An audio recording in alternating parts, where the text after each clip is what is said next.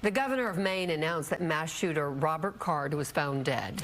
The body of the 40-year-old mass murderer was found in a wooded area about 8 miles from Lewiston, where the shooting rampage occurred on Wednesday night. Fox 4's Blake Hansen in with the latest. Blake. Yeah, Clarice and Heather, in a news conference tonight, officials shared that the discovery happened around 6:45 our time. It brought an end to the 48-hour-long manhunt. I stand here tonight to simply report that the Maine State Police have located the body of Robert Card in Lisbon. He is dead. Authorities in Maine say the suspect in Wednesday's mass shooting was found dead Friday night of a self-inflicted gunshot wound. The discovery happened at a recycling plant where he used to work.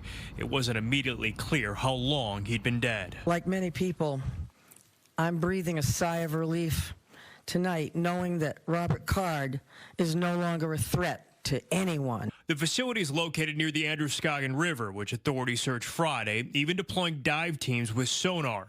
Officials didn't say whether a tip or routine searching led them to the discovery.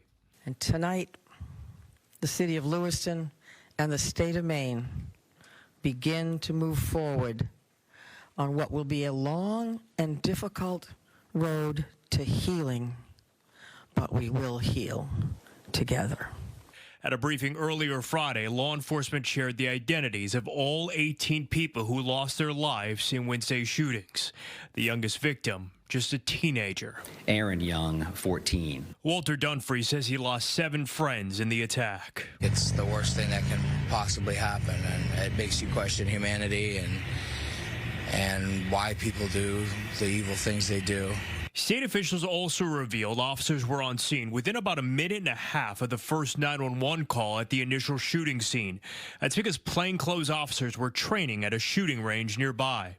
The call comes in, they hear that, and they're going to respond, which just speaks to when these things happen, everybody's going. We're very, very lucky that the officers were that close, because I think you save lives with time responses. More stories are emerging as well from survivors.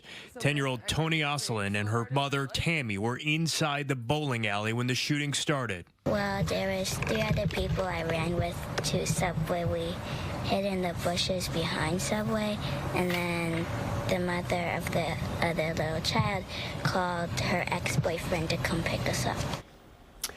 Authorities say they plan to answer additional questions about the discovery at a news conference in the morning.